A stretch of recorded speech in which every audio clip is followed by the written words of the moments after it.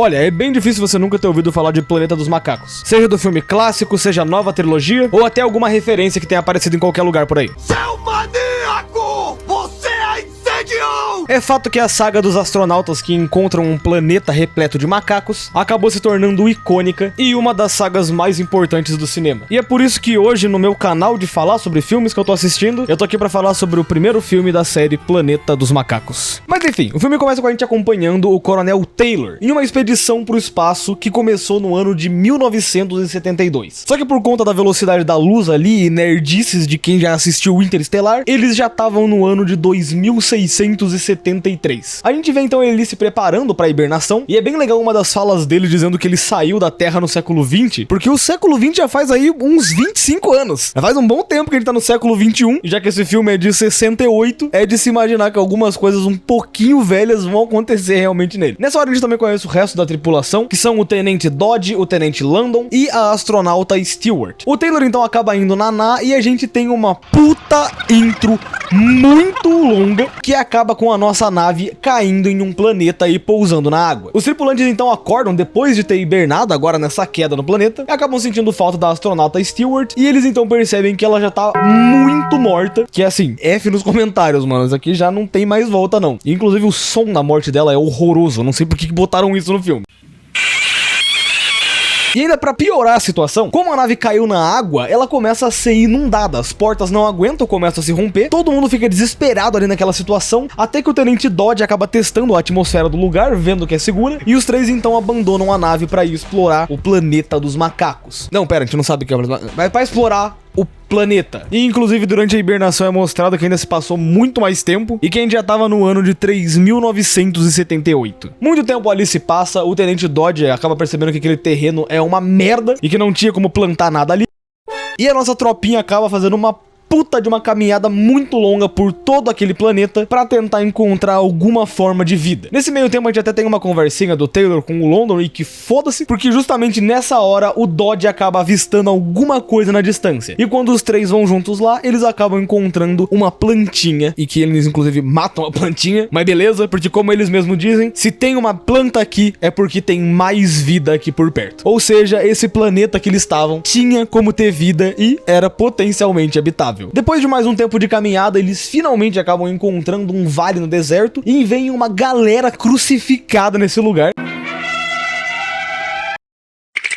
Onde inclusive essa cena dá uma puta aflição, porque antes deles chegarem nessa galera crucificada, a gente vê eles caminhando pelo deserto, e se você parar pra prestar atenção lá no fundinho da cena, a gente vê que tem uma galerinha ali só na espreita acompanhando nossos big boys. Depois de observar um pouquinho, eles percebem que aqueles bichos crucificados na verdade eram só alguns espantalhos, e acabam entrando nessa área onde eles encontram uma árvore. Mas ainda melhor que isso, atrás dessa árvore eles encontram uma puta de uma cachoeira com uma floresta, água geladinha, o que é simplesmente uma visão do paraíso, ainda mais pra essa galera que tava aí há uns 2 dias já andando no calor do Nordeste no verão. Os três aproveitam, resolvem pular pelados ali na broderagem mesmo, aproveitam aquela água ali que realmente parece estar muito boa, até que eles percebem que as roupas deles começam a desaparecer. Aproveitando a situação então, os dois ali resolvem pagar um babão pro Taylor, sacanagem, não é isso, mas realmente parecia muito isso, até que então os três ali realmente percebem que as roupas deles estão desaparecendo, e investigando um pouquinho eles encontram algumas pegadas que mostram que eles não estavam sozinhos naquele lugar. Eles então resolvem checar as pegadas, já que tudo que eles tinham estavam nas roupas deles, e então acabam encontrando com alguns alienígenas, comicamente parecidos com humanos, e que pra qualquer efeito eu vou chamar de humanos nesse vídeo, pra ser mais fácil, porém com a diferença que esses humanos aqui são meio burros, eles parecem mais ali um monte de animais selvagens, não conseguem se comunicar, e o Dodge, não é o Dodge, é o Landon, até faz uma piadinha ali dizendo que se aquele planeta é o melhor que eles têm a oferecer, eles iam virar os governadores do planeta em 6 meses, e justo por culpa do Boquinha Santa, do nada aparece uma cavalaria de macacos, fortemente armados e com redes de caçar humanos, e eles simplesmente começam a meter chumbo em todo mundo que tá ali no meio. A nossa galerinha ali, que eu vou chamar de os Big Boys, como estavam no meio dos humanos, acabam fugindo junto com eles por causa dos porra dos macacos, e a gente tem toda essa cena aqui, embora seja muito legal, é bem longa. Ela foca bastante ali na fuga fuga dos humanos. No meio dela, o Dodge acaba tomando um tiro e sendo bem morto também. O Landon sendo capturado e o Taylor acaba sendo baleado na garganta e acaba sendo capturado pelos macacos. O filme logo corta e a gente acaba vendo os macacos fazendo uma transfusão de sangue no Taylor, usando uma humana que tava do lado dele, o que mostra que esses macacos são muito mais inteligentes do que eles parecem. Ainda mais para pensar que a transfusão de sangue foi inventada... Quando foi inventado? 1667. Caralho, eu achei que era mais recente. Enfim, o Taylor então acaba sendo capturado pelos macacos e ele é colocado em um zoológico particular deles, aonde nessa hora a gente conhece a cientista Zaira, que é responsável por estudar esses humanos dessa região e também a melhor macaca desse filme inteiro. Eu te amo, doutora Zaira. E a gente vê que a doutora Zaira já tá estudando há um bom tempo o Taylor, e por ser um humano muito mais inteligente que os outros, ela até dá um apelido carinhoso pra ele, chamando ele de Olhos Claros, que é basicamente o apelido que o carteiro cósmico deu pra mim na BGS. Me pergunto agora se ele tinha assistido o Planeta dos Macacos recentemente, ou se isso era só uma coincidência. Mas além disso, a gente também vê que o Taylor ficou com a garganta toda arregaçada depois daquele tiro que ele levou, e que por causa disso, ele tava sem voz e ele não conseguia se comunicar. Ele até conseguia entender tudo o que tava acontecendo, já que os macacos ali estranhamente falavam português, ou inglês, se você assistiu em inglês, ou espanhol, ou russo. Eu posso ir longe aqui. Só que é nessa hora que quem chega ali no meio da sala é o Dr. Zaius, o líder da Assembleia dos Macacos, o ministro da Ciência dos Macacos e o defensor-chefe da fé dos macacos, que inclusive também é conhecido por um musical num episódio de Simpsons. Salve, deslegendário!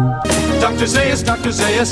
Inclusive um detalhe muito bobo, mas que eu acho muito maneiro, é como funciona a hierarquia dos macacos desse universo. Porque a gente vê que os cientistas daqui, como a doutora Zira, são chimpanzés, os diplomatas, como o Dr. Zaius, são orangotangos, e os soldados que tem espalhados pelo filme todo são gorilas. E tecnicamente na vida real isso estaria certo, já que os chimpanzés são a raça mais inteligente de macaco, logo atrás vindo os orangotangos, e os gorilas sendo conhecidos por não ser uma espécie tão inteligente assim, e muito mais forte do que o normal. Claro que sem contar a Coco, que é uma gorila tão inteligente que ela até tinha um gatinho de estimação. A gente só ignora que na vida real os macacos não falam, mas é um planeta dos macacos também, aí não é bem injusto se eles não falassem. Enfim, o Zaius ali acredita que os humanos não podem ser inteligentes, e pra eles todos os humanos que tinham naquele lugar eram só animais irracionais, o que deixa o Taylor meio puto na hora, já que ele não consegue falar nada, e o que é assustador, você tá em outro planeta, preso, sem conseguir falar, com macacos fazendo testes em você, e, mano, sendo tratado ali como um macaco. Pelo menos pro Taylor não ficar só desgraçado no filme inteiro, a doutora Zira dá um presentinho pra ele, por ele ser um humano muito esperto, e entrega uma humana pro Taylor. E humana é essa que, inclusive, inicialmente é meio lazarenta, mas mais pra frente no filme ela é bem mais legal. Logo depois disso a gente vai pra parte de fora do laboratório, onde a gente vê ali os humanos tomando um sol numa jaula, e a gente conhece outro personagem que vai ser muito importante pro filme, que é o Cornelius, o marido da Zira, e que pra quem se perguntar, não, chimpanzés não são monogâmicos, e mais pra frente no filme a gente vai ver isso acontecendo. Inclusive spoiler aí, cuidado. A Zira e o Cornelius ficam então observando ali os humanos, e o Taylor tenta aproveitar a situação pra escrever na areia algumas palavras. Só que é aí que a humana que tava junto com ele acaba tentando pegar de novo o sangue que tinham dado dela pro Taylor, já que ela é burra, e nisso ela acaba atrapalhando a mensagem que o Taylor tava tentando passar. Por causa disso acontece uma briga dentro das aulas que o Taylor tava, ele acaba sendo levado de volta pro laboratório, e a gente vê que o Dr. Zaius tava dando uma olhada ali e viu que o Taylor escreveu algumas palavras, só que ele acaba apagando pra não deixar nenhuma prova. De volta no laboratório, o Taylor acaba atacando a Zira pra conseguir pegar um pedaço de papel com ela, onde ele consegue escrever a frase "O meu nome é Taylor", e a partir disso a Zira tira ele da cela e eles começam a trabalhar juntos pra tentar resolver todo o problema, agora se comunicando com os bilhetinhos. O Cornelius, que tava junto inicialmente, acaba não aceitando muito, mas depois que o Taylor faz um aviãozinho de papel muito foda, ele entrou no time também. O Taylor então explica que ele é um alienígena e que a nave dele caiu no oceano há alguns dias atrás, e investigando aonde que a nave deles tinha caído, eles descobrem que ela tá nas Terras Proibidas, perto de uma área onde inclusive o Cornelius já tinha feito algumas pesquisas há alguns anos atrás. Só que justamente nessa hora, o Zaius acaba chegando no escritório e vendo a briga que tinha acontecido mais cedo, ele pede pra levarem o Taylor pra castrar, pra ele não brigar igual tinha acontecido mais cedo. E inclusive de novo a gente tem ali uma ceninha do Zaius ali pegando aquele aviãozinho de papel do Taylor e destruindo ele na frente de todo mundo. De volta ali no laboratório, a gente vê o o Taylor ali de namorico com a humana, que ele resolveu chamar de Nova, já que ela não sabia falar, até que chegam os guardas pra cortar o pinto dele fora. E ele obviamente aproveita pra meter o pé dali, pra não se tornar eunuco por causa de macacos, e a gente tem toda a ceninha dele fugindo ali pela cidade, que é muito foda, desde a arquitetura desse lugar, que é meio Flintstones, até a gente vê ali uma pregação símia com os macacos explicando sobre a religião deles, e depois de muito tempo de fuga, a gente acaba até encontrando o corpo do Tenente Dodge, empalhado e também bem do morto. Depois de um tempo, os macacos acabam conseguindo capturar o Taylor, e como a garganta dele já estava bem melhor, ele acaba soltando uma das frases mais icônicas já pronunciada nos cinemas mundiais. Tire suas patas fétidas de cima de mim, seu macaco sujo!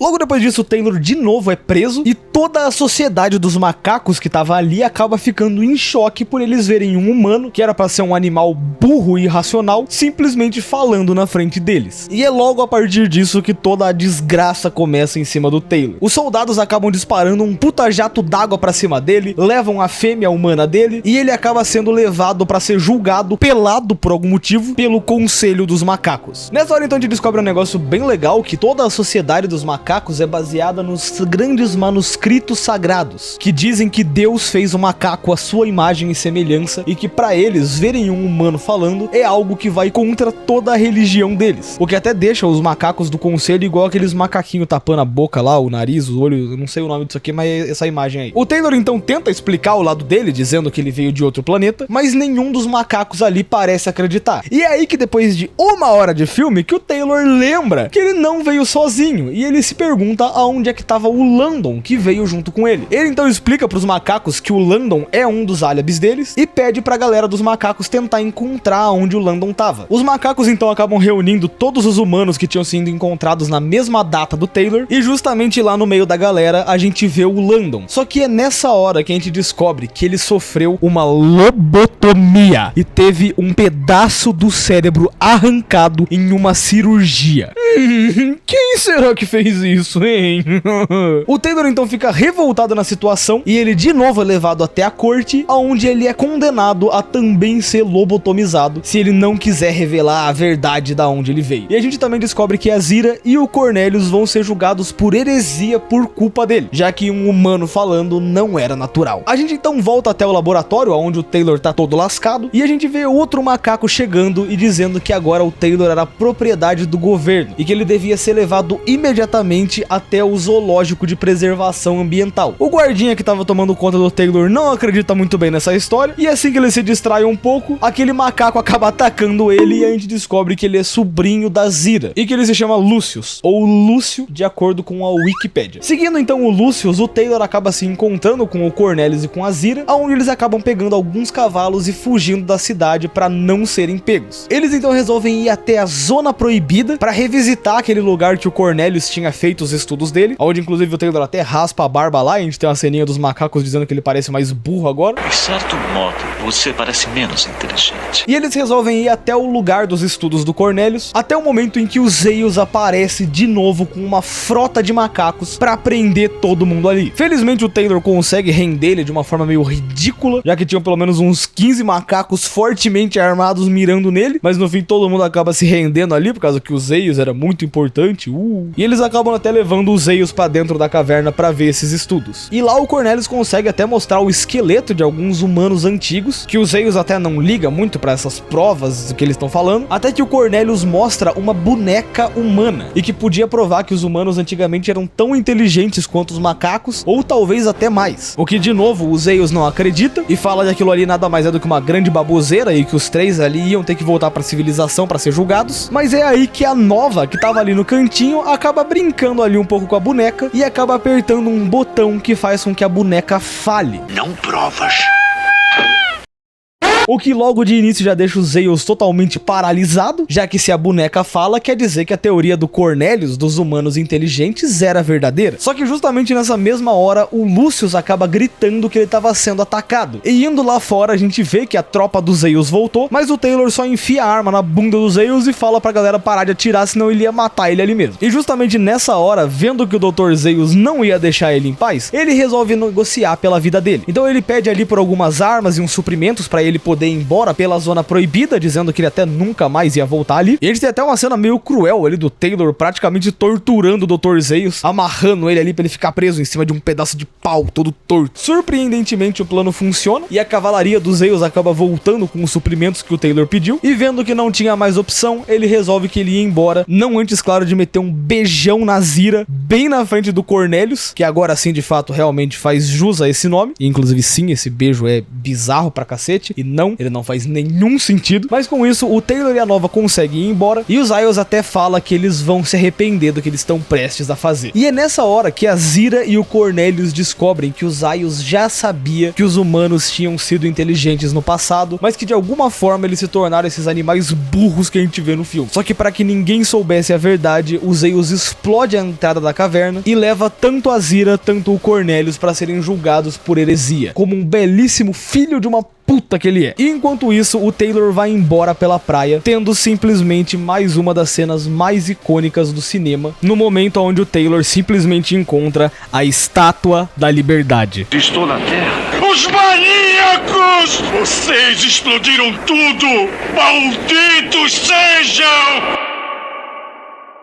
E sim, o Taylor sempre esteve na Terra. Não era difícil de perceber, e na verdade, com o tanto de spoiler que passaram desse filme, não tem segredo nenhum. Mas inclusive o negócio que eu acho genial que o filme fez é que lá no começo do filme a gente tem uma ceninha do Taylor conversando com o Landon, onde ele diz que o Landon é um grande homem e que provavelmente em algum lugar da Terra devia ter uma estátua de cobre gigante dele, e que provavelmente ela já estava destruída, já que já faziam milhares de anos que ele tinha deixado a Terra. Planeta dos Macacos foi definitivamente um puta sucesso na época, gerou 4 continuações e mais uma saga mais recente com um CGI muito pica, ganhou o Oscar de maquiagem pelos macacos, que até hoje em dia, 52 anos depois, realmente é muito boa, dá pra acreditar que essa galera aí são macacos evoluídos, o que faz de Planeta dos Macacos um filme muito bom, principalmente pra nerds, já que o filme tem um ritmozinho um pouquinho mais lento, principalmente comparado com filmes de hoje em dia, mas que ainda assim é um filme muito legal, onde pra mim Planeta dos Macacos é um filme 4 estrelas, fica mais que recomendado pra quem gosta de ficção científica e principalmente gosta de macacos. E enfim, é isso. Se você já assistiu o filme, comenta aí a sua experiência, que eu vou adorar ler os comentários. E aí na tela deve estar aparecendo um outro vídeo pra você que o YouTube tá recomendando. Muito obrigado e tchau, tchau.